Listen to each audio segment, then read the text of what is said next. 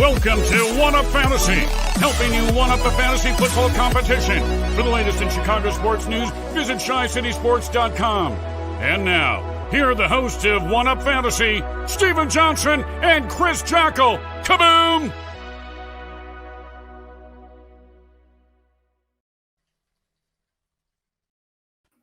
What is up, One Up crew? Welcome into another episode of One Up Fantasy on ChiCitySports.com and the Tape Never Lies Network. I'm Stephen Johnson. He is Chris Jackle, and we are in week number 11 of 18. I'm still getting used to that 18, though we got that extra week tacked on at the back end, but the Bears are back in action this week. My teams are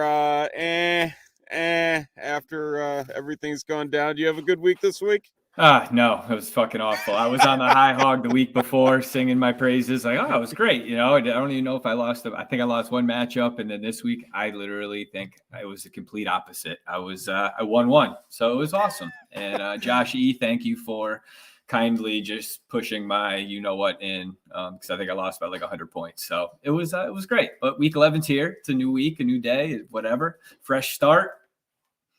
Another injured running back. I think we have like 21 injured running back ones so far this year. Yeah. If you count, but I don't know who was counting. I tried, but it lost count. It was so fucking many. But how are you, sir? I'm doing all right. I can't complain. Minus a half-point loss on Monday night. Oh, that was great. And not being able to get 9 points out of the Rams D and Darrell Henderson. Oh, man. You know, outside of that, it was just great. Just great. It's a brand new day, brand new week. You know, you go into something, you think you got it locked up, and the Rams go and shit the bed. And that's all there is to it. And that's it. Just move on. That's all you can do. Who'd have thunk it, though? You know, I did not see that coming at all. You know, McVay wanted to be the smartest man in the room, get OBJ out there and try to show everybody how bright he is. And it just, you know, Von Miller and the boys couldn't get it done. And it was shocking, to say the least. I did not expect Kyle Shanahan to pull those rabbits out of the hat and get that type of thing going for them last night. It was a good game to watch for them if you're a Niners fan. Yeah, absolutely. Yeah. I mean, they were running on all cylinders. You're watching George Kittle getting back into action, and I tell you, he's looked like a different person the last couple weeks since he came back from injury. And like you mentioned, that defense for the Niners is a thing to be you don't want to mess with them whatsoever. I mean, they're a defense to be reckoned with. You have Fred Warner, you have Joey Bosa.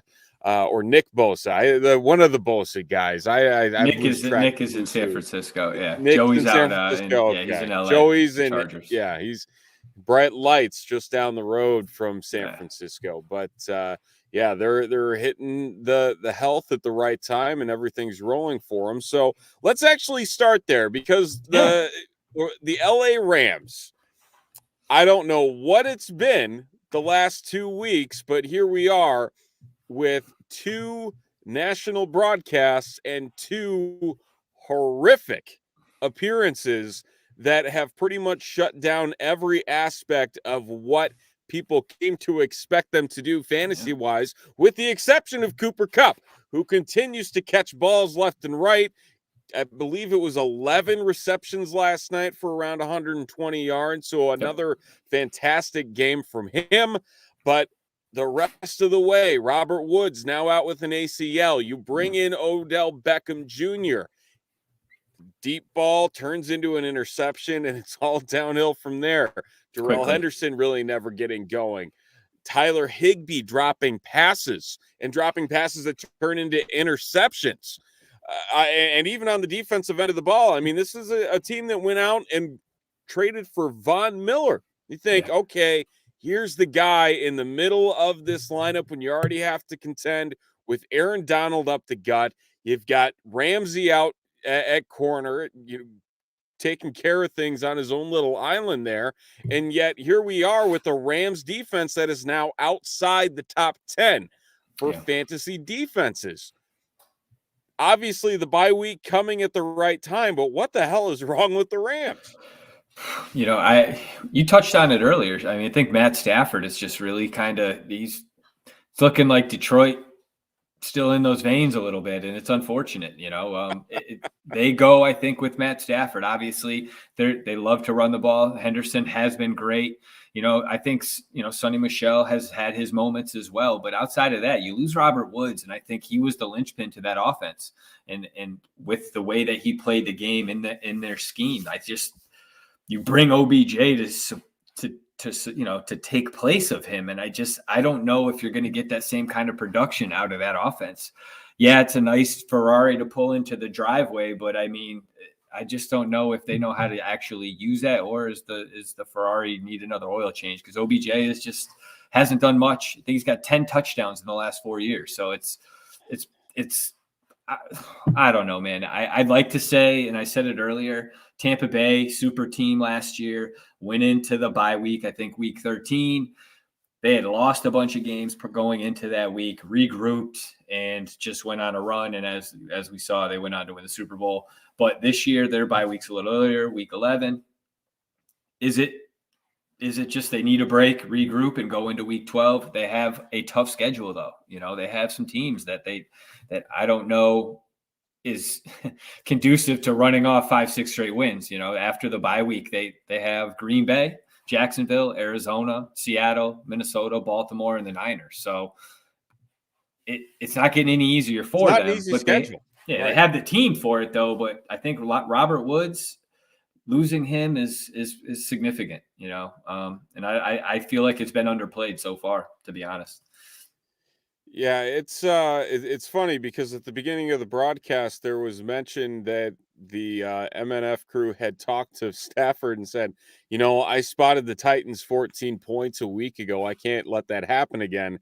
And then no less than 5 minutes later, here's this deep ball to Odell Beckham where he gets bumped off the route. And I mean, he gives up. He just goes towards the sideline, nowhere near the ball. And it's an easy interception and a turnover that goes right back to the Niners, and they march down the field, literally running it down the Rams' throats. They didn't care about Aaron Donald being in that game. They said, okay, bet, stop us. And the Rams didn't. You mentioned that linchpin there, and it's funny because you look at what the scheme was for the offense without Woods in there, and I am going to butcher the hell out of his name. That was getting that was getting Skoenronke. Yeah, I'll try to butcher it for you. The rookie out of Notre Dame. Yeah, Skowronek. Is that it? Skowronek. Yeah, I like Skowronek. That sounds better. Yeah, and it's not a guy I was expecting to get that much playing time there. When in all reality, Odell Beckham didn't have a ton of time to get acclimated. Obviously, just a week. There's not much going on there. But even Van Jefferson really didn't get involved that much in this game, given where he's kind of been progressing throughout the course of this season. He only had 7 targets, 3 catches for 54 yards. So not necessarily that great of a performance for him. And at the same time, it's like between all of these changes at wide receiver, like you mentioned, the Detroit still being in Matt Stafford, throwing behind guys, really not having things there. I mean, it just kind of looked like a team that was just ready for the bye week and just said, screw it. We don't want to be here right now. We don't want to play. Just get us out of here, which I can't believe with all of the talent that they have that's even a thing. I mean, so moving forward, based on, the performances that we see, how confident are you in rolling out anybody not named Cooper Kupp on this offense given their performances the last 2 weeks? So great question. And looking at this, I still think Henderson is a play. I think, if they're going to do anything, they need him to run the ball well, at least decently for Stafford to, the run game and the pass game hand in hand. You would think that if Stafford's doing well and the receivers are getting their targets, that means that Henderson and Michelle are doing pretty well, running the ball. At least there's a good combination of the two. But I still think Henderson's the guy. And like you said, Coop, I have Stafford in a couple leagues that, and I'm benching him moving forward until, I'm not comfortable with it. I just don't see it. I don't like OBJ to begin with. I don't think he's much of a fantasy play. And there's no results. So it's not like you can sit here and say, oh, he's great. He's done shit in 4 years, Cleveland and whatever. But, I just think. So it wasn't Baker Mayfield this whole time? No, Baker's not great. And I'm on a big Mitch Trubisky, Cleveland Browns 2020, 2022. Where has that come from, by the way? I feel like that's just kind of bloomed out of nowhere. So I saw on Twitter that they were saying the local media said that there's some people in the Cleveland fan base. I just read this on Twitter. I don't know this for fact. This is the internet telling me these things. Is that there's like a little groundswell for MT10 over there in Cleveland. And not for nothing, but I would love to see him go to Cleveland and try to right the ship. But I don't know how you bag Baker after he. Yeah, I mean, for what Baker's doing, I mean, they're struggling though. That's the problem, and that's going to be the difficult thing for them to really bring together here over these next couple weeks is just stopping the bleeding that's been happening. Obviously, we saw the destruction in New England, which that was a hard one to witness on all accounts, and again in a very contensive AFC North, I should say. I mean, you got the Ravens, you got the Steelers, you got the Bengals. You can't sit back and wait for things to change because these are three teams that are going to give you their all week in and week out, both defensively and offensively. So, man, I tell you, I read that and I'm like, of all the quarterbacks, why Mitch? Like, hey, I like it. It just sounds good. It's a match made in NFL heaven. It's got a nice ring to it. It does. You got the misfits. Really, is what it boils down. He's having a baby, which is great. Congratulations if you ever saw that. Sees this, but that's awesome. Wonderful, good for him. He's fucking young buck. But yeah, I just going back to the Rams though. Outside of Cup, are you comfortable with Henderson? Are you playing anybody else? Do you think OBJ is a play? I mean, I think OBJ is in that emergency start territory where if you're dealing with the injuries, if you're dealing with this tail end of bye weeks, so we still have a couple weeks to go on them, that we could run into some situations where you just got to play him, especially in those leagues where you can start 4, 5, or even 6 wide receivers if you have enough flex spots across your lineup settings. And so Henderson, I mean, I think if the game script works well enough for him that, I mean, he brings that pass catching upside where you can't argue against it. Man, I tell you though, I don't want anything to do with Higbee ever again. I mean, talk about just a dud.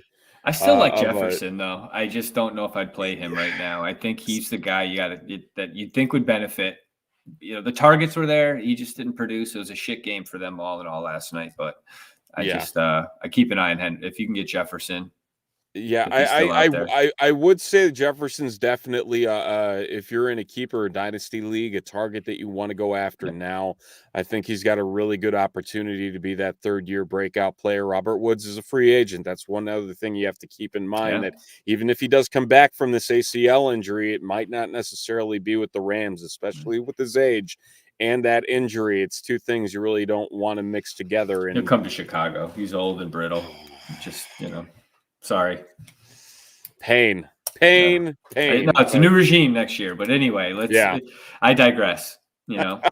Where do you want to go Well, from here? We're in LA. Where do you want to go? Well, it's okay. So we're in LA. Yeah. We had a couple other teams we wanted to touch base with. Let's talk with another team here that has done some signing of their own, but turning out to be a good signing, and potentially one that could make this team a hell of a lot better down the stretch, and really be the injection that they need offensively to keep things going. And that's the Carolina Panthers. Cam Newton back in the powder blues. And I tell you, I didn't think he was going to do much on Sunday, but here he comes trotting out in these goal line formations, and he passes for a touchdown. He rushes for a touchdown. And I tell you, the overall energy that he brought to that team, PJ Walker obviously ain't it. He just ain't it. It's a good story. He's a good football player, great backup, and that's good, Yeah. but he's not your starter. Good point, Yeah. But regarding this, you've got a guy that likes to take off with the ball. You've got arguably the best running back in the game in Christian McCaffrey, offering both that rushing and that receiving upside. From that standpoint alone, do you see that meshing? And I know they played together before, but meshing to the point where it's a reliable option for what people anticipated CMC to be? Or is this new partnership or reunion, I should say, going to affect things in the running game that will ultimately negate what CMC brings to the table? I think CMC is going to get his regardless. I think, if PJ Walker's the quarterback or Sam Darnold or Steven Johnson, I think, at the end of the day, I still think you could fucking turn around and hand him the ball. I think you could do that, or throw him something in the flat. I think he's a guy that you could plug in regardless of, he could play quarterback, for crying out loud. I'm not high in the Cam signing. I think unless he got a new shoulder while he was gone, I think what I saw here when he was in New England, and just the bashing that he took, through the media. Granted, the tape didn't lie either, though, because he just didn't look good. That's the same guy that is just warmer in a different color uniform, so it's like, it's great. And I love the story, and he's back and it's wonderful, but it's still it's not 2015. And with that, I just, I'm happy for Robbie Anderson. I think there's going to be something there. He's got a little more, he seems rejuvenated and happy. There's clearly chemistry there. He may be a guy that benefits a little bit, but it's still, we're not moving mountains, I think, with Cam Newton. I don't think they're going to make the playoffs even with this whole fucking new addition, but that's my take on it. What about you?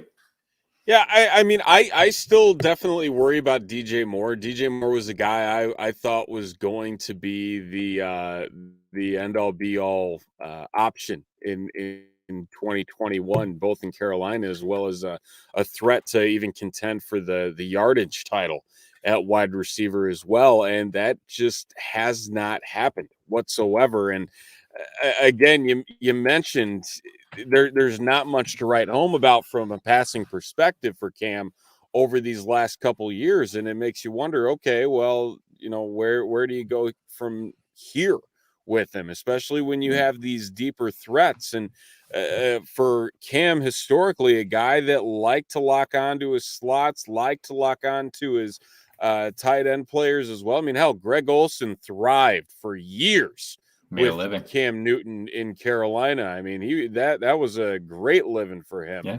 And then obviously CMC out of the backfield is going to offer up that option as well for him. So I'm still, the verdict is still out for me, that I'm not entirely sure what to make of the offense. And I'm curious to see what Matt Rule ultimately ends up doing with him as well offensively, bringing that college mindset, that college playbook with everything that he gathered at Baylor. I'm gonna blank Baylor. Thank you. And what he'll be able to do with a more mobile quarterback that Yeah, he had Teddy Bridgewater last year. Very accurate guy. He had fucking Cam. Did he though? He did. He was. Remember they released him late in the preseason before the season started, and they had a chance to keep him when Matt Rule, I think, first got there. Isn't that how that all played out? Or was that the year right before Rule came there? But all I know is they're paying $60 million for, I think, 3 guys to not play there. Teddy Bridgewater and Cam's old contract and whatever the hell Darnold's making. So March 2020, they announced they had given Newton permission to seek a trade. And then a week later, after failing to find a trade partner, Matt Rule was there.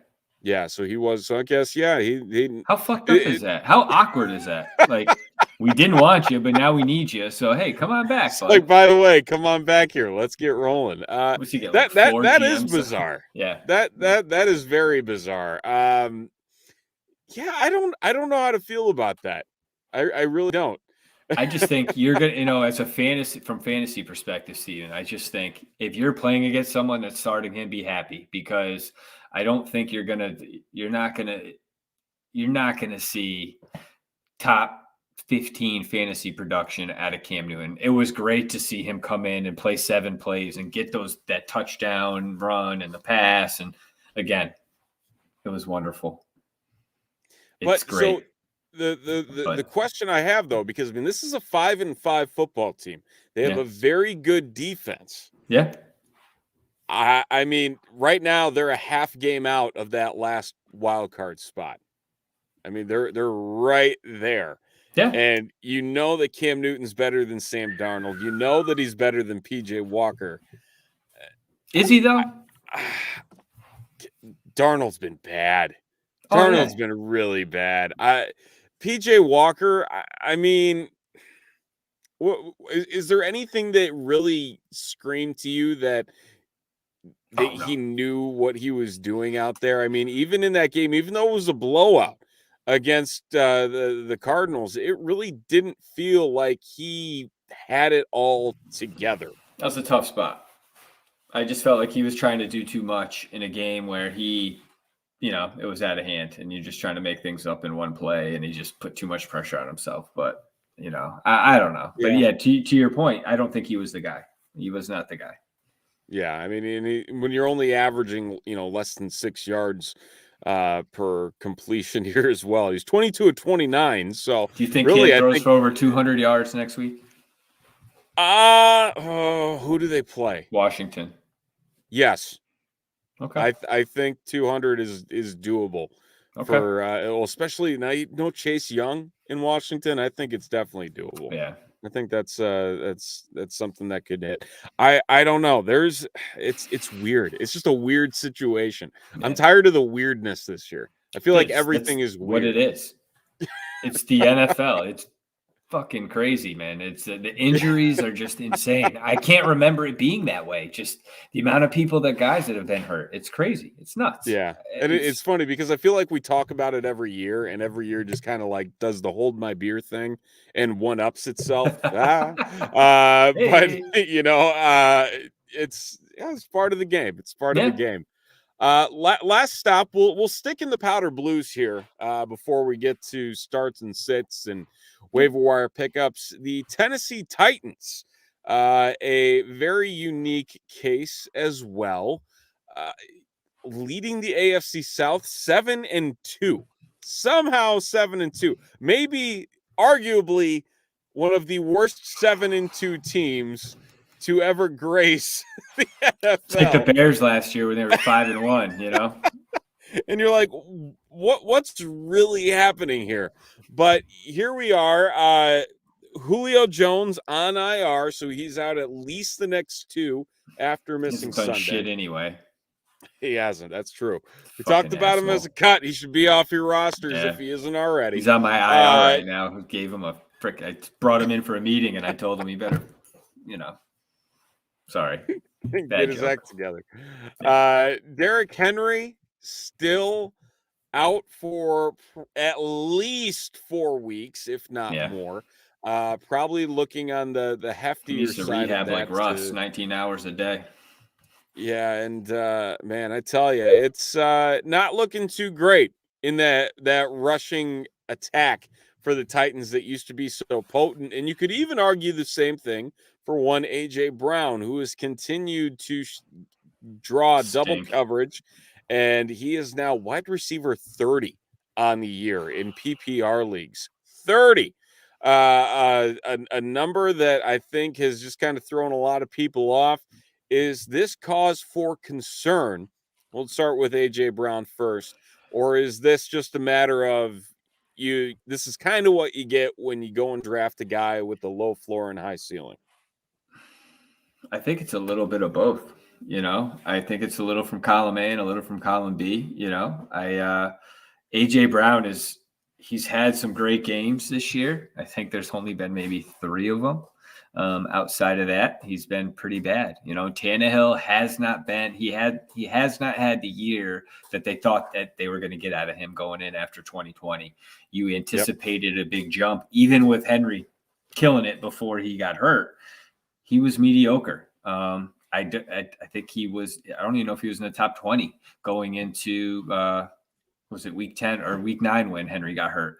And it's unfortunate, because they'd be for real, I think, if you felt confident at that quarterback play, but they don't have that. And, now they're running back by committee. I know you like a guy in their backfield. Peterson obviously is more of a, hey, we need somebody. Vulture. Yeah. Hey, and if you can get those, that's great. If that's what you're relying on, then you're not really fighting for a playoff personally. But there are guys out there that you could probably go out and get on the waiver wire that will outproduce AJ Brown going into week 11. And we can talk about that later on. But I traded AJ Brown for Cordell Patterson the week that Henry got hurt. And I looked okay until Patterson got hurt this past weekend. I'm hoping that ankle's all right. He was limited today. He was limited. I know, and I'm pumped about that. I need that, believe me. And I think he wants to get out there because if he plays a full season, he's going to get some more money. And he's trying to, he wants to cash in, which I would love that for him and my fantasy team. But do you like anybody? Who do you like on the Titans? I mean, would you even play Tannehill as your quarterback right now going into week 11? I would feel a lot more comfortable streaming quarterbacks based on defensive matchups. I think that's kind of the situation where you're at with Tannehill at this point in time, where you might have, I'm trying to think of a couple of the games coming David Carr. Or Derek, I keep calling him David. Go back to the Texans days. Just a couple examples here. I'm gonna pinpoint one specifically, like Jimmy G against the Jaguars this week. Would rather take Jimmy G. Honestly, Cam Newton against Washington. I'd rather have Cam Newton. Just because of that rushing upside, because of the fact that Washington is pretty weak in that defense right now, especially with Chase Young being out, like we mentioned. Another one, I hate throwing this one out because he's a guy, but that I have a love-hate relationship with. However, he has started to look much, much better. Mac Jones against Atlanta Falcons. That's another guy. So, I think if you play the matchups correctly, you find yourself with a much higher ceiling than what 100%. Tannehill can offer. And even looking at the rest of the schedule for the Titans, they get the Texans this upcoming Sunday, but past that, you got the Patriots who've been playing some very spirited defense. Mac Jones. They get the Jaguars that, that's again a fluff game. Two-finger Urban is fucking got his guys playing well right now. They're coming off the dub. But then it goes Steelers, Niners, Dolphins, and then wrap up with the Texans, which is a moot point for fantasy purposes.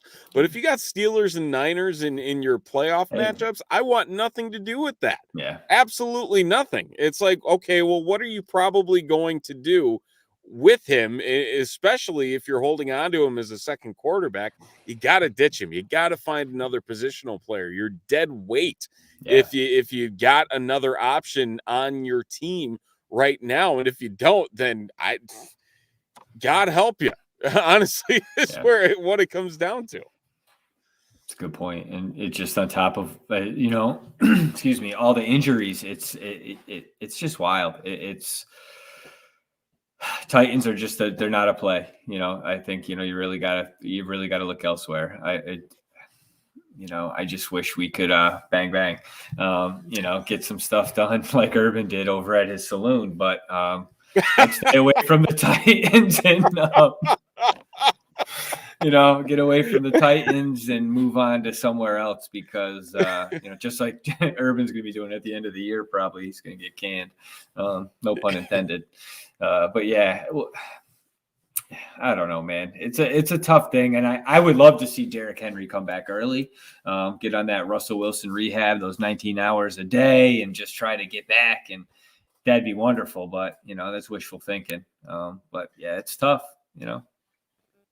Yeah, and Marcus Johnson coming out of nowhere on the receiving end as well. I mean, of all these random ass people, but running game. Lastly, here, you mentioned Adrian Peterson. They left somebody the guy out they on brought purpose. in.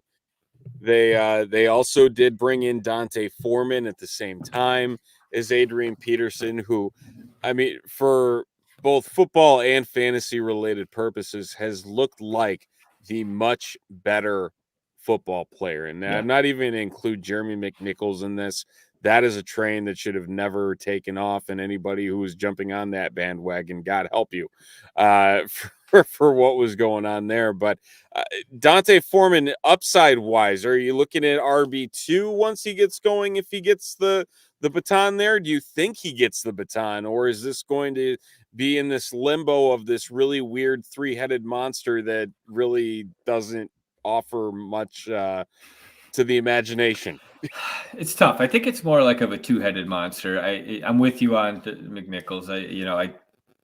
That was just a mirage, if you will. I think it was more clickbait type shit that just gave people something to write about. And they didn't know, no one knew, but it kind of played itself out right in front of our eyes. And with the eye test, you nailed it. Foreman looks, sorry, my phone is making a noise. It's looking great. I like him to some extent, but only as far as I can truly throw him again. We're still talking about the same team. We were just rattling about how I can't trust anybody. So I can't sit here and be like, oh yeah, I want to play him. But I could see him turning into something, because they're winning games. But I also think that you need, for that to happen, Tannehill needs to play better at the quarterback spot. If you don't get that, I think you're just going to be looking at like a pedestrian type of run game, regardless if it's a committee or a single back option. What about you? Yeah, it's definitely, I think, as far as the stash play that you want to have him on your roster. I don't know about the trust factor there that you can really rely on him at this point in time. But again, if the Titans continue to move their way forward here, again, 7-2, if they find themselves in some positive game scripts against these lower opponents like the Texans, like the Jaguars, it's bound to turn into an opportunity for that rushing game to get going and to see what ultimately they can do with 30, maybe even 40 carries as a unit if they're able to get out to an early lead. And I think Foreman would be the guy. It's just, can you trust them to get there when you need them? And I don't know if that's necessarily something you can do, but given the fact, again, we've talked about the injury history with the position at running back this year, that you need all the depth you can get, and the guy to bet on is Dante Foreman in that offense, plain and simple, with the exception of Adrian Peterson vulturing touchdowns. God help us all that he continues to vulture all these touchdowns and really cap that upside for Foreman so far in this system early on in really both their Titans careers, as they were both signed off of the street with Derrick Henry hitting the shelf there for this 2 to 3 months. So, hey, speaking of betting, question for you. Over and under on the number of wins the Titans have at the end of the season. What do you think? I'm going to... We went over their schedule. That's we tough. know it's not there's a couple games, Texans at the end of the season. Miami, I think, is a tough game, in my opinion. I think they could be playing well at this time at the end of the year if things are going in the right direction. But it's still crazy to think there's 8 games. Like, that's the thing I'm just wrapping my mind around. It doesn't feel like there's still 8 games here, but I think they'll end up going 4-4 and finish 11-6. Okay. I think that's doable given the fact that they have 2 matchups with the Texans still on the slate, and I think they can steal one as well from one of those other matchups to pair up with the Jaguars victory as well. So that's fair. They get Henry back at the right time. They start firing on all cylinders for the playoffs. I mean, that's a team that can beat anybody. Absolutely. If they get healthy at the right time, as like I said, we're seeing right now with San Francisco and the way that they're turning up the heat as things go along here for the good old San Fran 49ers making a run in the NFC West with everything going on out there. Talk about a cluster of a division. Conversation for another day, but we're going to flip the switch here and start talking some waiver wire pickups for week number 11. There are plenty of intriguing names. Got a 15-2 record here. Logan, come on. They are not going undefeated the rest of the way. Get out of here. Can you smoke weed in the Philippines? Is it illegal? Logan? I mean, come on, man. What, 15-2? Oh, man. I'd be shocked. I would be shocked. Don't they have 3 losses? Man, no. I mean, even in this deeper schedule, running off these streaks, and we've seen even the better teams run into walls here very, very, very quickly. So anyway, week 11, we got waiver wire pickups. Yeah. Let's start at the quarterback position. Okay. Who you got as your pickup for the week? Ooh, I mean, there's some good guys out there. Obviously, we talked about Jimmy Garoppolo. I think that game against Jacksonville, you brought that up. I'm not going to steal that one from you. I like the Mac Jones chain right now going against Atlanta. He's rostered 21% of the leagues. I think what we're seeing last week was maybe it was his breakout game. I mean, he didn't throw for the yards that you would have liked, but 3 touchdowns. I think that is just something that we would have loved to have seen in Chicago as Bears fans when, we were talking about Mac Jones wearing, and we're much, we're happy with, who we have. And he's another guy, by the way, and Justin Fields is a player that you may be able to pick up, rostered in 22% of the leagues, playing against Baltimore, coming off a bye. Those are 2 guys that I think you could go out and get and stream if you need them, or if you're dealing with like the Kyler Murray situation where you don't know. I'm thinking he's going to play, hopefully, fucking for crying out loud. I've been fucking killing me. But I like Garoppolo more than Fields against Baltimore. So I think honestly, Jimmy G, and I said it earlier, rostered in 80% of the leagues. So he's out there. If you need a quarterback, go get him. That's my 2 cents. And, what about you, Mr. Johnson?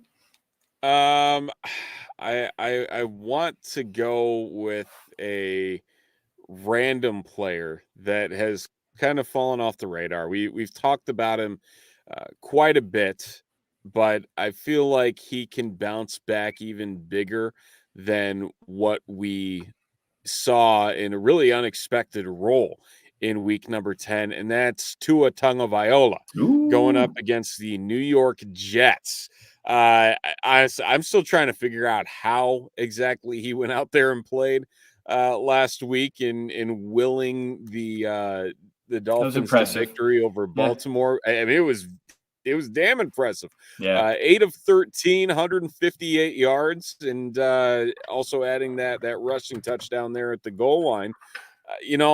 This is an opportunity that I think he will have a pretty solid start. The New York Jets are allowing points at an alarmingly historic rate, and I can't see it slowing down. You really look at his games overall this year, the number of points that Tua's been putting up has been pretty admirable. Yeah, Week 1, absolutely. 17 points. He gets injured against Buffalo, comes back week 6. He's at 22, 28, 16, and then he totals up 12 there in less than a half against the Ravens. And so I think definitely getting 20-plus points out of Tua is in the realm of possibility and more or less a pretty good likelihood for Tua this week if you really need to plug and play a quarterback for what they have going on here. So, this is the other thing here. I don't want to piss off Baltimore defense going up against the Bears, but that's probably what the Bears are going to end up getting after laying a giant goose egg on national television on Thursday Night Football. But, you get what you get, I guess, is ultimately what it comes down to. True. Tight. No, why did I say tight? Running backs. What's on your mind over there, Mr. Johnson? I don't know. I'm just gonna keep my mouth quiet here. Running backs. Wayne Gallman. We're going to the Atlanta Falcons. We're gonna talk some Thursday night football. It's Falcons and Patriots. We're getting to, and of course, I like how they also bring up the Super Bowl, even though Brady's not there anymore, and they're hyping that up, and they got that new Brady documentary thing going as well, talking about it. It's like, man, just gonna keep rubbing it in Atlanta's face after all these years. But not looking like Patterson's going to play. I'd be stunned if he suits up on Thursday night after spraining his ankle on Sunday. I know I want him to play as well, but that's a tough thing. And let's get something straight. Wayne Gallman is better than Mike Davis. He has always been better than Mike Davis, and it's about damn time that the Falcons realize that Wayne Gallman is better than Mike Davis, as we've seen this decrease in what Mike Davis has been getting in terms of opportunities. And here we go with I hear you. But Gallman, 15 carries for 55 yards against the Cowboys, did have one catch for 21 yards. I can't imagine they get blown out as badly as they did against the Cowboys, and it should be Gallman with the opportunities in the backfield if I had to guess. The only concern I do have is Mike Davis potentially vulturing some goal line opportunities if it does get down to that. But at the same time, it's a desperation plug and a guy that you need to hold on to for now to see where the splits are going to go. Okay. How about you? Analysis. That's a good breakdown, man. You're fucking always on it. I got to say, you're just, put it on a tee and crush it out of the park every time. It's in your blood, Just going to put that out there. My blood. And you talked about a great running back earlier, speaking of in the blood, Dante Foreman, I think rostered 3%. So he's an easy choice, right? But a guy that has been getting love all year, I think in the fantasy community, but not with his head coach and offensive coordinator, because he's always been like on the waiver wire, ups and downs. But, It's Stevenson in New England. I think, he had a great game last week. He gets in the doghouse. He does this. He does that. It's frustrating as a fantasy owner if you do roster him, which I am one that's had him in a couple. I have him in a dynasty league, and I'm going to stash. I'm going to hold him. He's actually on my on my taxi squad. But I like this matchup against Atlanta. I like Thursday Night Football. You don't know what you're necessarily going to get just because it's Thursday night. Fantasy production normally sucks Thursday nights. And then I think it speaks to what they did last weekend, moving that game plan hopefully forward. Not saying Belichick's going to do the same thing because he never fucking does 2 games in a row, I think, or never ever. He just never repeats it. But I think Stevenson rostered in 31% of leagues. Go out and get him if you can. If not, Foreman's the play. And I love your choice, man, of Gallum Jr. I think all 3 of those guys would be great pickups for you.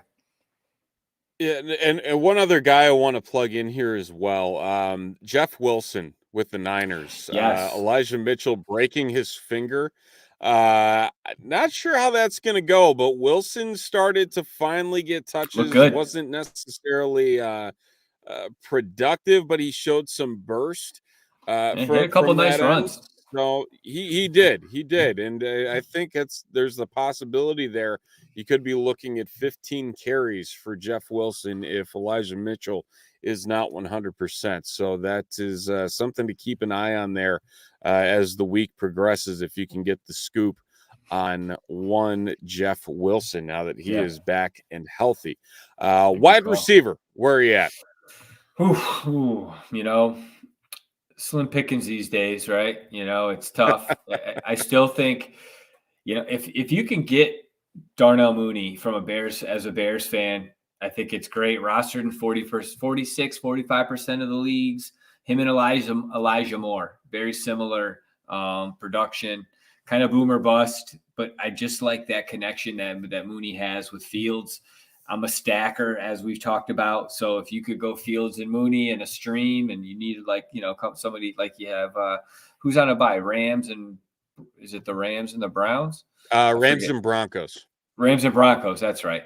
So if you had Sutton or Patrick and you needed a wide receiver and you could get Mooney, why not? I think he's a guy that demonstrated over the course of the last 3 or 4 weeks, that bond and that connection with Fields is also showing on the fantasy production. And it's like, he's a flex guy for you. And I think that's what you're looking for on the waiver wire right now. Hopefully, not your starters necessarily, wide receiver 1s and 2s, but that's the guy I'm looking at right now. What about you? I'm going to go on the opposite side of the field here for this one. Rashad Bateman with the Baltimore Ravens, who, he's a little bit higher on the ownership, so this is kind of cheating things. But at the same time, he is just killing it. And he has carved out such a role in that offense. He comes up with 6 catches for 80 yards on 8 targets. I have a feeling that it's going to be Jalen Johnson going up more against Hollywood Brown on Sunday, which scares the living hell out of me that Bateman is going to be. I that is my biggest fear for Sunday as a Bears fan, that Bateman is going to have himself a day.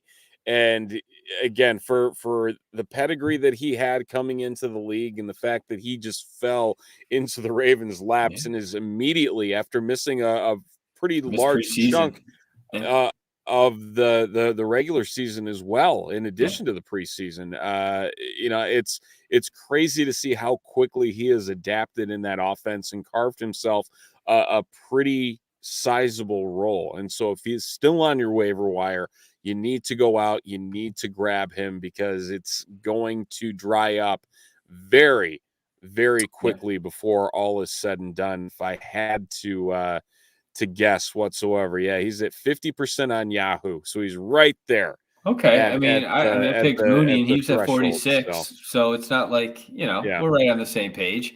And there's guys out there though, like you brought up, Marcus Johnson, rostered in 1% of the leagues. And then a guy that you talked about last week that had that huge 66-yard touchdown catch and run, Jamal Agnew, rostered in only 99%. It went up from last week, so someone obviously listened to you. So it's those percentages changed. And then lastly, I am going to bring up Bryan Edwards out in Vegas. I think he's a guy to keep an eye on. Had a nice touchdown catch last week. Somebody to think about. But we pretty much named every wide receiver on the waiver wire there, so that was pretty good. Outside of like Elijah Moore, or who else is out there? I don't even know. Michael Gallup. Michael Gallup. That's another name out there. One other name is DeAndre Carter with the Washington football team making a name for himself, with Curtis Samuel being out and finding the end zone in a crazy upset against Tampa Bay, which I'm still not sure how they broke that up, but man, hell of a game. Like Tom Pelissaro said, Taylor Heineke finishes off Tom Brady, and Twitter world was like, what the fuck? Yeah, it was great. But let me ask you though, tight ends wise, I mean, we talk about this every week, right? And it Every week. seems to be the same cast of characters. Yep. But when I look at the list, I see production. There's still 5 guys that I'm like, shit, I wouldn't be upset about getting my hands on at all. Who do you like? Yeah, I don't want to keep banging the Dan Arnold drum because I feel like I've been down that path so many damn times. And if you haven't, it's on you to not go out and get him. I mean, it's PPR wise, he's been killing it. I just don't understand why you wouldn't go out and grab a guy that in 4 of his last 5 games, he's in double digits. That's something at the tight end position that doesn't exist. I'm going to go Logan Thomas, though. I think he's going to have a solid game here coming back from the IR. Had a little bit of a tweak issue with his hamstring coming back after he's missed quite a few games here. Missed the last 6.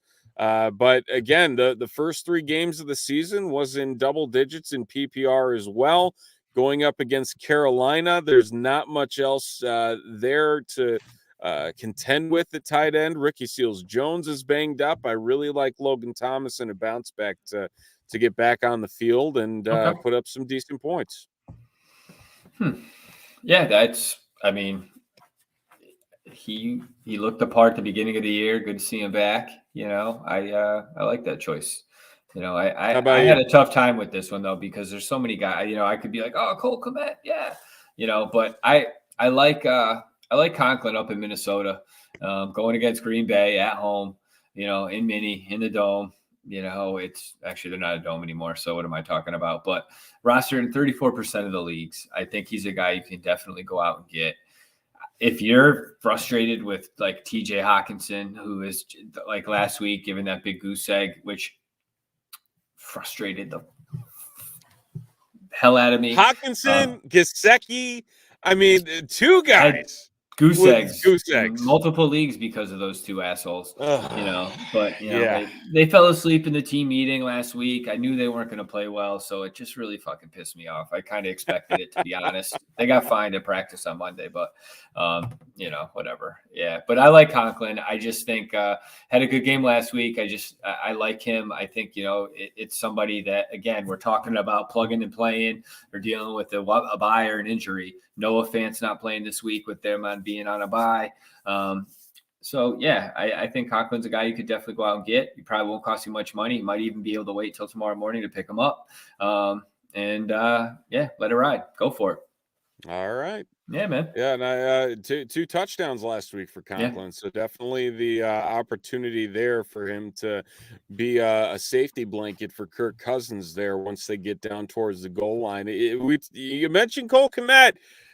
Baltimore is not good against tight ends. They just aren't. So, I mean, that opportunity does lie there, that it's, a chance to move things in the right direction. Maybe not look like an Adam Shaheen bust like he was starting to for the fair amount of the first half of the season. So, yeah, we'll see what he's got up his sleeve. See if he can build off of it. Well, we're gonna wrap up the show here with one final segment. We like to call it our sits and starts, otherwise known as glitches and cheat codes.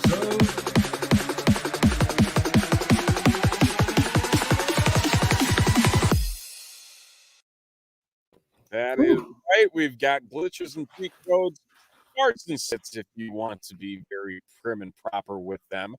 But we'll run right down the list, going with quarterbacks, guys we want to avoid this week. And guys, we're like, okay, let's get things rolling. Should be a solid week for them. So who we got at QB? Start and sit. All right. So I'm gonna start Derek Carr going against Cincinnati. I like that little shootout opportunity. I brought up Brian Edwards earlier, a couple minutes ago for a good reason, because going into this, I think you could see Derek Carr putting up some numbers. He put up numbers in a bad game last week. I think he's going to be throwing it as much as he can against Joe Burrow at home. I just think that's a good play. And my sit for the week is stay away from Carson Wentz. I think that train fell off the tracks last week, threw up a stinker against Jacksonville at home. And, now they're going against Buffalo. Do you really, really think Buffalo is the team you want to come and bounce back from? Do you expect him to bounce back from? I don't see it. I'm off on Wentz. I've dropped him actually in the one league I'm streaming QBs before we hopped on the air today, just because I got to find somebody else to go with. Probably Jimmy G, if anyone's listening in the league, probably the asshole that downvoted this, but yeah, nonetheless, that's my 2 QBs I'm going with, starting and sitting. How about you? All right, I'm gonna go with you mentioned Jimmy G. I'm going Jimmy G here for the start. He won't necessarily get you 304 touchdowns, but I think he's got a very safe floor at a bare minimum of 250, 275, and 2 touchdowns. I think that's a very doable thing against this Jacksonville offense. Again, with the weapons that he has between Debo and Kittle, and if he can get Ayuk starting as well, should work out very well against the Jacksonville team that has obviously shown its pain points as the season has gone on. In terms of a sit, there's a couple guys that I really do not like, but I'm going to go with a collective group, and that is whoever the hell is starting for the Pittsburgh Steelers going up against the LA Chargers. I'm not sure if the COVID protocol will get Big Ben cleared in time for the game against the Chargers, but as we all know, the Chargers are a very stingy passing group. Against the pass, much easier to get them off against the run, and Najee Harris for a pretty solid day. Obviously a must start if you do have him on your roster, but in a passing scenario, also looking at probably short-staffed again with Claypool sitting this one out. It's an opportunity for the Chargers passing defense to really rile up what the Steelers can throw at them. So not a fan of whether it's Big Ben or half a skull Rudolph throwing the ball for the Pittsburgh Steelers. Running back wise, man, there's a lot of plays I really like this week. Like really, really like. I feel like this is almost a must start if you have him here, but I'm gonna play him anyway because he just continues to go and go and go, and that's James Conner with the Cardinals. He's leading the league in touchdowns. He has been a force to be reckoned with. Should have even more opportunities to get things opened up with Kyler Murray, hopefully getting back on the field here this week and going up against a Seattle team that, while their defense has been pretty stingy, they have been giving up yards, and that's ultimately what it comes down to on the fantasy end. So I think there's the opportunity for James Conner to flirt with 100 yards on the ground in this one. Wouldn't shock me if he picks up another touchdown there. As for the glitch for the week, I'm going to stay within the same game. Okay. I don't care if it's Chris Carson. I don't care if it's Alex Collins. The Seattle run game has been so damn uninspiring the last couple of weeks. You have Collins, who I don't think he's been above 45 yards over the last few weeks here since Carson hit the IR. And again, a neck injury for Chris Carson. You're dealing with the potential threat between the incompetence of Collins trying to wean Carson back in, whatever the hell Rashad Penny can still do, and then Travis Homer, that there's nothing reliable here for the Seattle Seahawks and relying on their running game from a fantasy perspective. So really don't like much of anything there. Yeah. All right. How about you? I like a rookie for my start here. I like Michael Carter with the Jets. Going against the Miami Dolphins. I just think, they have Ty Johnson for the passing game. That's great. But I think Carter is really showing over the course. I think that the last 4 weeks has really demonstrated that they made the right choice there with that draft pick coming out of North Carolina. I expect big things out of him moving forward. for the Jets. There's not much to cheer for there, but there's definitely some fantasy points that you can get out of the running game. There's some other guys that I liked. I just, I'm trying to find a diamond in the rough for you guys, but if you are looking for some points, I just like that matchup. You could also maybe look on the other side of that, looking at Myles Gaskin. It's finally a matchup you could look to see him go off on against the Jets. On paper, it looks good. My sit, though, I like your committee approach because I'm doing the same thing. I'm looking at the team playing against the Dallas Cowboys, CLE and Darrell Williams from Kansas City. I just think it's going to be a matchup that's just not helpful. I think you could end up being frustrated. You might actually end up seeing a little bit of Gore and McKinnon as well. You never know. I just think it's a game to stay away from, but especially with those two guys, especially after the game Williams had last week, over 100 yards receiving, almost 200 yards or 150 all-purpose yards, and 30 fantasy points. It's tough to sit a guy like that, but you have CLE coming back. It's just it's bad all around. I'd stay away from both of those guys. My glitch there, if you will. And I like this comment. We did talk about him earlier, but A.J. Dillon, definitely a dude to, if you have, start him. I think he's rostered in most leagues anyway. Let's talk about A.J. Dillon. We haven't talked about him at all. Sure.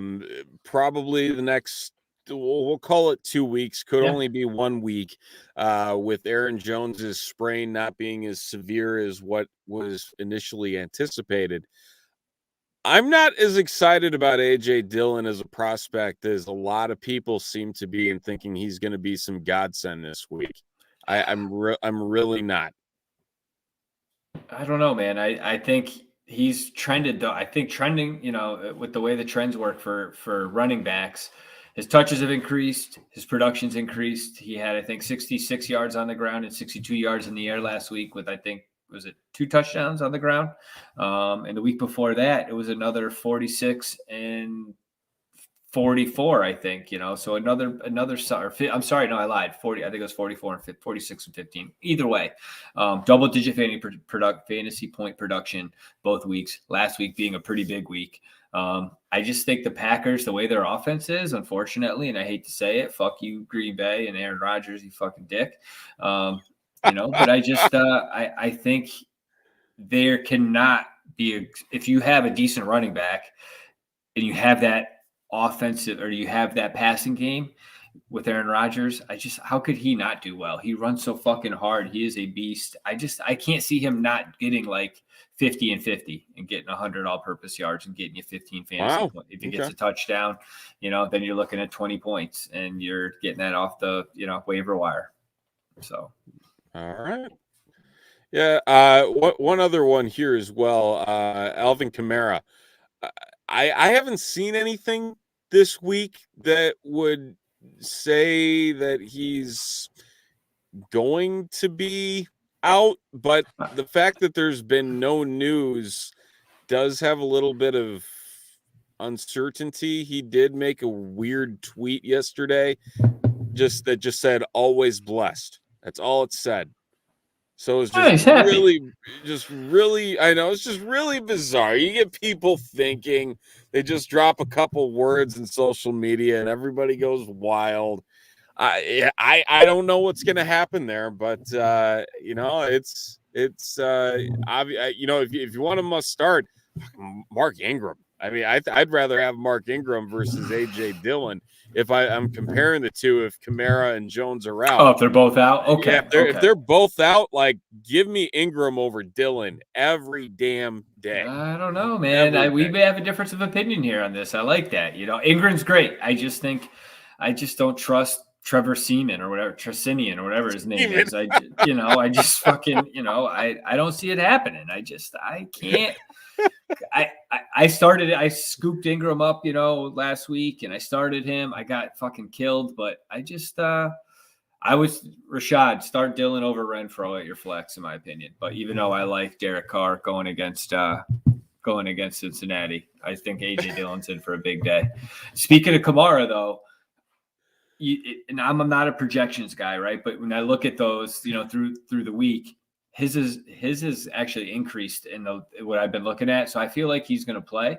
Not that that's a buy all tell all, because Kyler Murray and AJ, or fucking Hopkins were projected to play all week, and then they fucking didn't. So not that that means anything, but I think Kamara is going to play. It was more just we're going to rest him this week because he needed a couple extra days.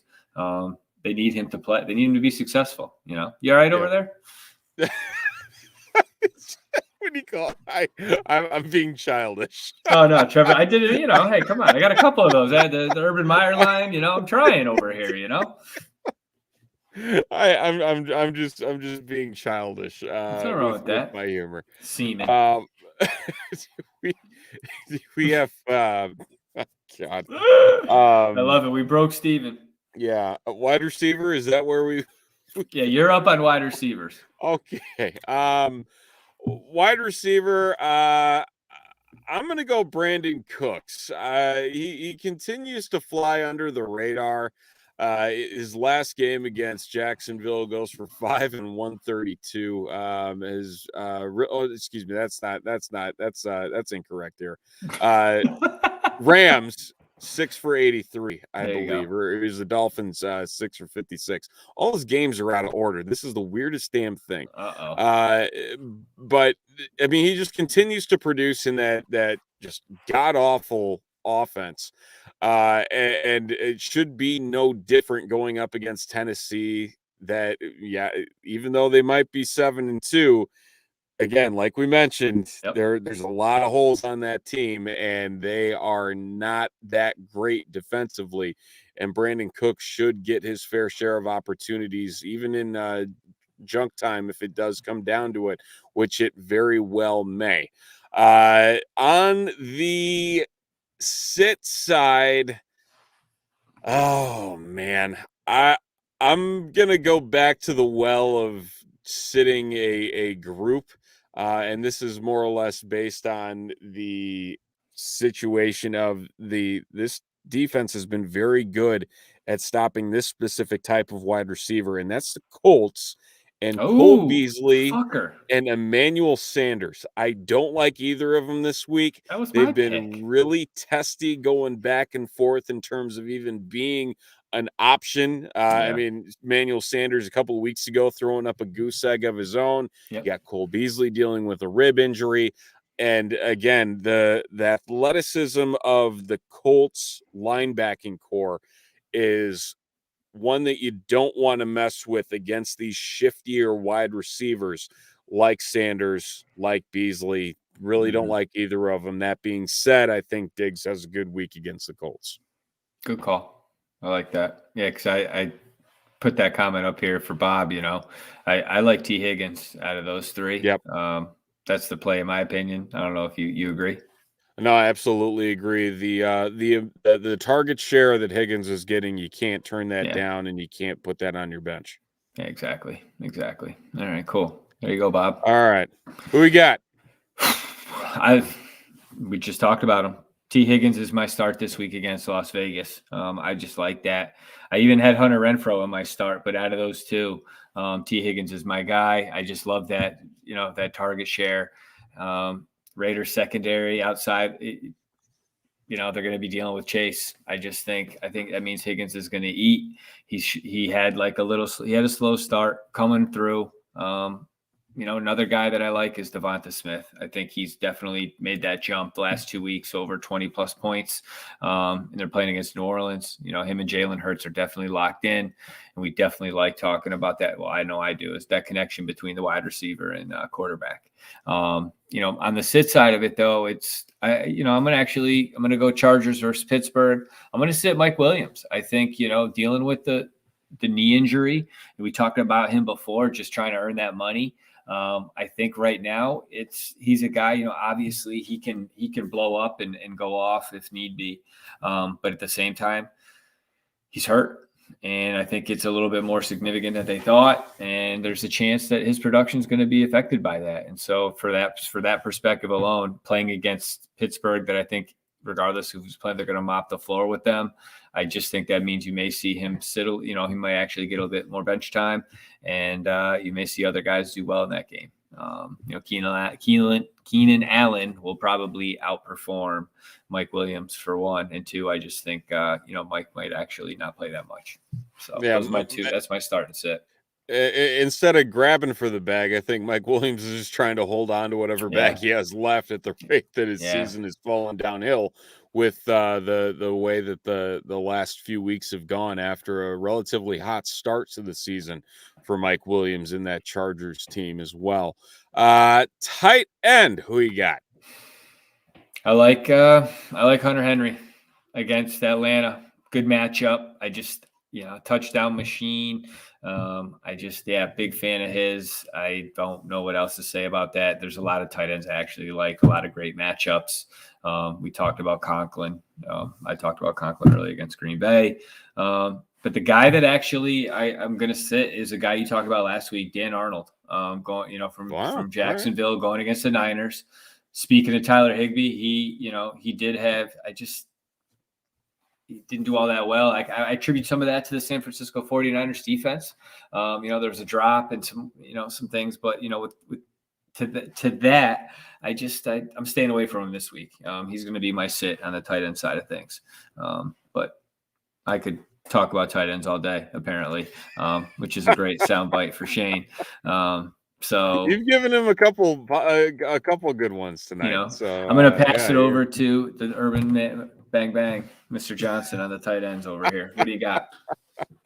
I'm I don't want to be a homer, so I'm not going to go that route. I'm going to go and expect he's been very, very volatile, but CJ Uzoma with the Cincinnati Bengals, he's been very solid on certain weeks, and the Raiders are not great against tight ends. They are very bad against tight ends. We call them the second worst in terms of points allowed to the position. Wouldn't shock me if that keeps up at the game against here with the Bengals, and what Joey Burrow coming off the bye can also do. They also give up the second most yards per game as well. So definitely want to cash in there on a cheaper play after he's put together some pretty solid games overall. The guy, I want to just wave the white flag on him because I think a lot of people got really excited about him after his first game, and then it's just kind of been a whole lot of meh. And that's Zach Ertz. Not feeling the matchup here for Ertz in this one. And Seattle, they're middle of the road against tight ends, but again, Zach Ertz, it's obvious that he just doesn't have the wherewithal that he used to with the Eagles, and it just hasn't been a very pleasant last couple games for him as well in a Cardinals uniform. I mean, like I said, he gets off to that hot start, and then here we are with 4 for 42, a 3 for 27, 4 for 46. I think that's the ceiling. I don't think there's a whole lot going on there. And again, Seattle is I don't know. I think we saw a lot better of a defense against the Packers and what they are actually capable of doing. And that's what you're going to see down the stretch here. And it's going to keep Ertz at bay if you're going to reach that far down the tight end well to try and pick up some points this week. A lot better options there at the position. Yeah. All right. Yeah, that's pretty good. Pretty good analysis, Mr. Johnson. Stay away from Jared Cook this week too. I'm just throwing that out there. After Hawkinson 0, he's got the same matchup. I'm thinking, that's what Hawkinson was dealing with, and not just Jared Goff's shitty quarterback play. But it's here nor there. One target. Are you fucking kidding me, Goff? What the fuck, asshole? Sorry. They might have actually been able to win a game. Dude, I love in our TTNL league, right? I get 65 points out of a possible 65 points for like GM of the week, but I got the lowest scoring fucking team. I'm like, this stupid fucking shit. Anyway, go ahead. You mentioned this one in the comments, but we'll just mention it here as Yeah. well. Trade Fournette for James Conner and All day. Patterson. Yeah, if you're getting Conner and Patterson, that's a no doubter. Bob with Dawson Knox or Pat Freiermuth. It's a tough call. I like them both, actually. I don't think you can go wrong. Yeah, I would say if Ben plays for the Steelers, I'd lean Freiermuth Against the Chargers, yeah. I Their think defense that's has been sus. yeah, and they've really been suspect against tight ends.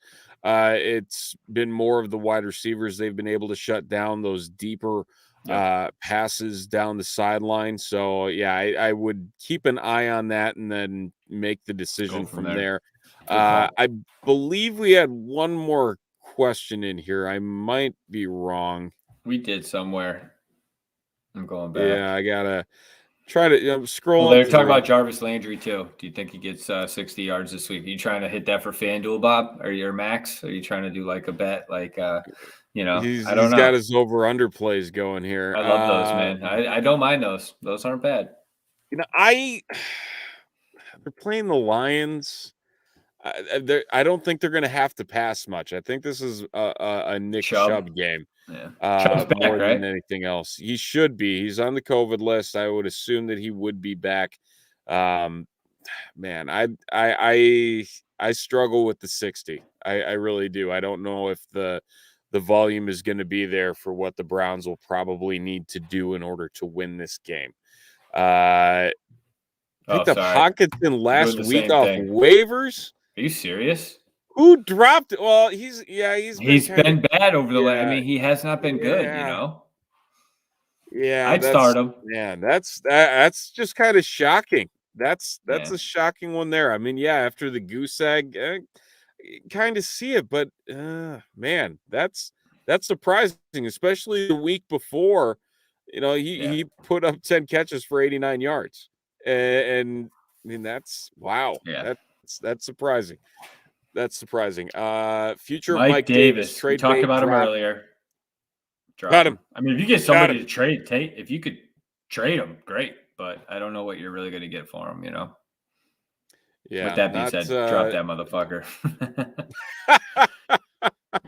Yeah, I can't imagine that he's got an in to getting some decent carry shares down the something down the else to think here. about. I read. I don't know how much credibility, but how much to really, you know, have this weigh on your mentals, if you will. This week is Christian McCaffrey's hamstring acting up in last week. I don't know what the skinny is this week so far. Have you read anything about that? That was something that I had come across, and I was like, shit, you know. I haven't seen anything. I do appreciate them keeping him out of the better half of the second half there when the game got out of hand and not risking the re-injury. Man, I don't know. I think he should be okay. I would hope. Yeah. Okay. I'm not too worried about it, I guess. It's the best way to put it. So we'll see. Who knows? Knowing my luck, he'll be out for the rest of the season because of a foot or some other injury. I got Chuba, so hey, I need it. All right, last question from Max here. Will Barkley be back? If you guys, will he have a high production week going up against Tampa Bay? He'll be back. I don't know about high production, but the rest there's of no Vita Vea over there either, though, man. So I think that's true. They've been losing people left and right. I mean, I think he's a must start if you have him. I mean, you've been holding on to him this long. Yeah, you got to play him. What are you waiting for? You probably drafted him in the first round too, you know.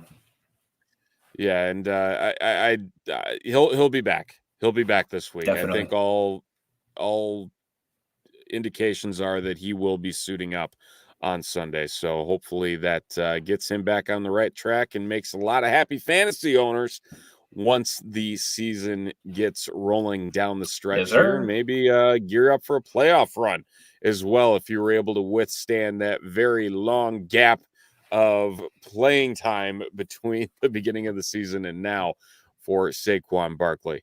Well, that's going to do it here for One Up Fantasy on this lovely Tuesday evening. We got Keeping It 100 tomorrow night, 8:30 Eastern, 7:30 Central. Olin Kreutz stopping by for some Bears conversation, as it is Draft Dr. Phil and Shane, the smartest man.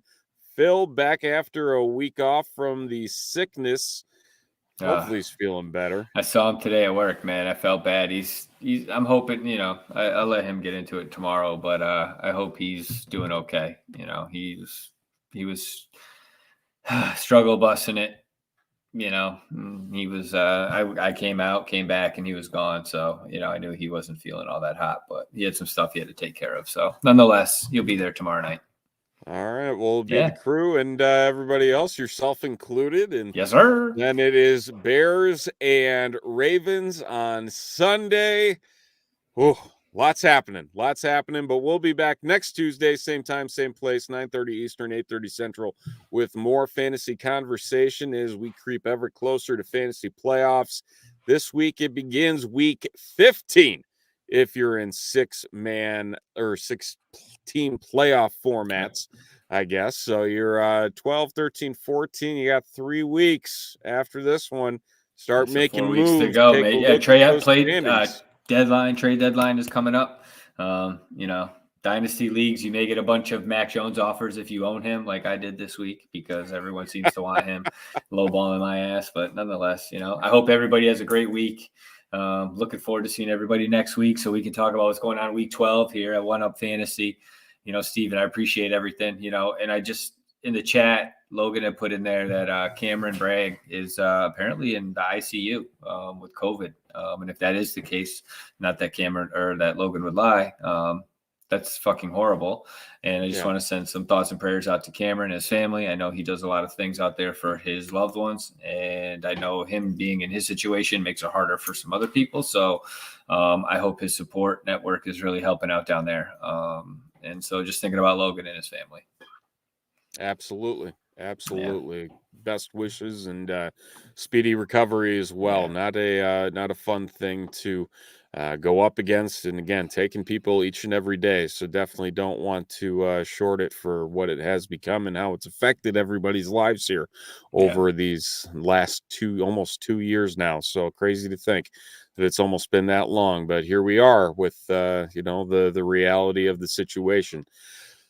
So until next Tuesday night, we do thank you again for tuning in or listening. If you're checking us out on the podcast, we'll be back next Tuesday. Have a great rest of your week. Go Bears, and have a wonderful evening. Take care, everybody. Take care, everybody.